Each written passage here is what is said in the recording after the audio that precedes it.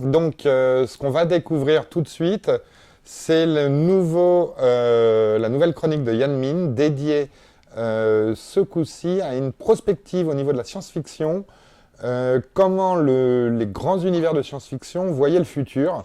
Est-ce qu'ils avaient raison en termes de population dans les rues? Est-ce qu'ils parlaient de surpopulation, de confinement? Qu'en est-il au niveau dans mon cyberspace? Tout de suite, avec Yan Min. Bonjour les amis compagnons de voyage des nos confins. Bienvenue à nouveau dans le Néo-Muséum. Je vais vous faire une brève petite histoire, un bref petit conte. Donc là, on va aller directement au bout du Néo-Muséum, au bout de mon Néo-Muséum, dans la zone dédiée aux prospectives sur le futur. Et je vais vous... Voilà, voici. Donc ça, c'est le niveau qui est dédié au futur. Et je vais là, ici, voilà, ici dans les simulations de ce que le futur nous réserve, je vais nous téléporter sur une sorte de data vise où on va voir une simulation, voilà, de notre évolution. Donc là, vous voyez, je suis au volant d'une voiture avec laquelle je peux me déplacer. Et vous voyez, toutes les lignes bleues, là on est à moins 100 000 ans. Moins 100 000 ans, et on est 0,5 million d'habitants sur la planète.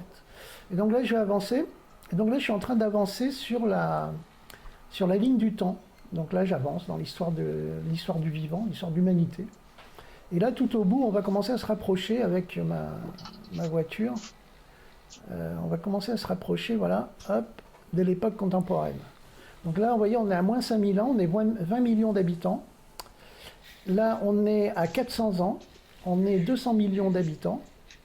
J'ai un petit bug, bon, c'est pas très grave. Et j'arrive en 2012, on est à 7 milliards d'habitants.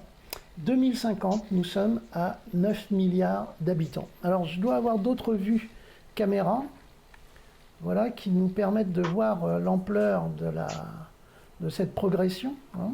C'est-à-dire que, vous voyez, on a une progression exponentielle du nombre d'habitants sur la planète. Et vous voyez, le gros carré rouge, c'est 2050.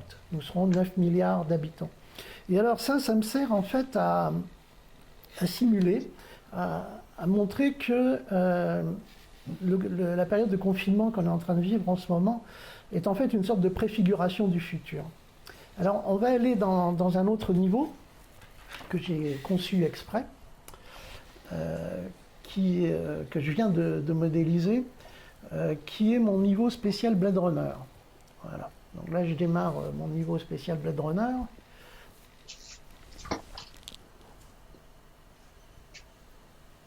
Voilà, nous sommes dedans. Donc là, nous venons d'émerger dans le niveau spécial que j'ai construit pour l'analyse du film Blade Runner. Et en fait, une chose qui est intéressante, une chose que je trouve intéressante, c'est que Blade Runner a propagé une image, une idée du futur cyberpunk que voici. On va changer de caméra pour se rapprocher des alcools. Voilà. C'est une image de foule très très dense dans les rues des grandes mégapoles futuristes. Et en fait, la période de confinement qu'on vit actuellement préfigure un peu le contraire, c'est-à-dire un futur de 9 milliards d'habitants où pour des tas de raisons, qui sont entre autres les raisons liées à d'éventuelles pandémies, mais aussi au fait que les humains, chaque fois qu'ils se déplacent, qu'ils bougent, polluent. En fait, nous provoquons dans nos mouvements, nos déplacements, en avion, en voyage, etc., beaucoup de destruction écologique. Et donc, il y a de fortes chances qu'on se dirige bien vers un futur de très très grandes cités, mais de cités où tout le monde sera confiné dans des sortes d'appartements, des sortes de... John Brunner appelait ça des conaptes, hein, c'est-à-dire qu'ils seront sans doute, d'ailleurs, du fait de la densité des populations dans les mégapoles, éventuellement partagés.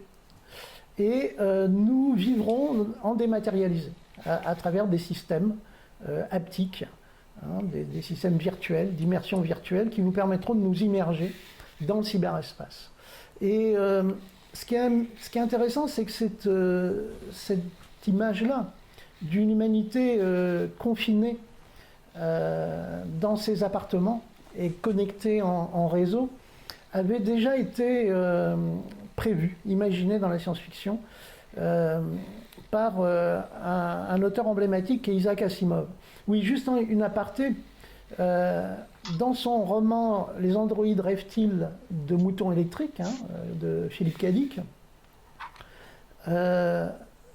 en fait, il avait déjà anticipé un futur des villes vides. Dans le roman d'origine qui a inspiré Blade Runner, les cités sont désertées parce que les humains ont fui la Terre à cause de la pollution, et c'est Ridley Scott qui a peuplé les villes de cette foule extrêmement dense, qui est une image archétypale du cyberpunk et qui risque donc de ne pas vraiment être à l'image de notre futur. Notre futur risque de ressembler, comme ce que nous vivons actuellement en confinement, à ce que Asimov décrit dans le deuxième roman de cette série de 2 romans, qui est Les Cavernes d'Acier, où il décrit d'abord sur Terre un univers concentrationnaire de foule compacte, et en fait on a une autre planète, les Solariens, qui sont sur la planète Aurora, et c'est dans un roman qui s'appelle The Naked Sun, que je vous conseille, qui est excellent, enfin les 2 romans sont excellents, qui est traduit en français sous le nom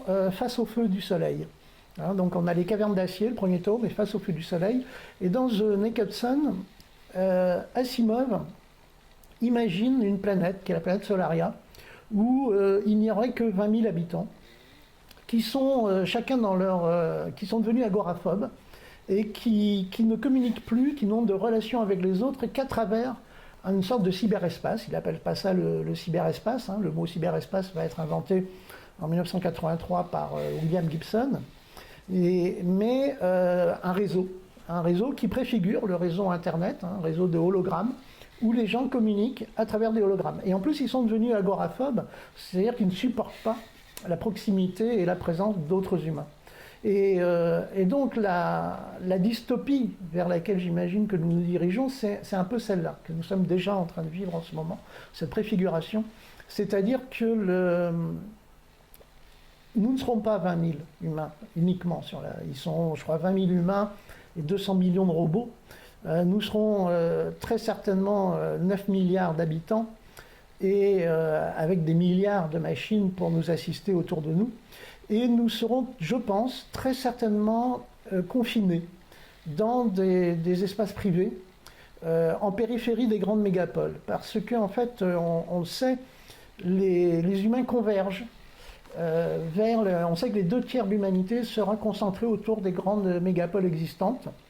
C'est un phénomène d'agrégation qui est lié à l'humanité.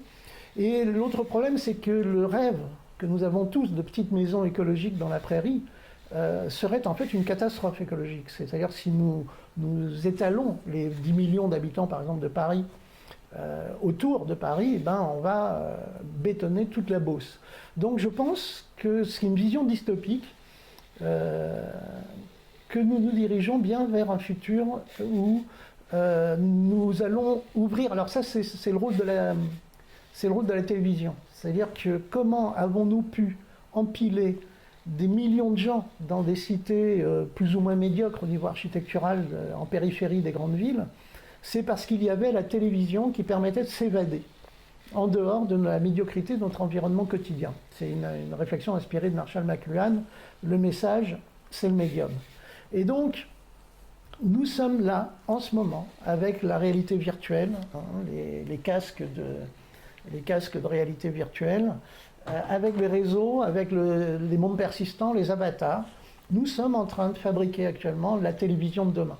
C'est-à-dire ce qui va jouer le même rôle que la télévision de demain, c'est-à-dire on est en train d'ouvrir l'infini, un cyberespace infini, dans lequel nous allons nous dématérialiser, c'est-à-dire nous allons nous projeter via nos avatars et aller conquérir un espace infini, en attendant d'être prêt pour la grande migration, la grande panspermie, comme on dit, vers les étoiles, comme Elon Musk l'a déjà anticipé. Alors voilà. Et alors donc, je vous souhaite une bonne soirée sur cette prospective optimiste hein, sur notre futur. Hein. Et j'espère que vous passerez donc un bon confinement. À la prochaine.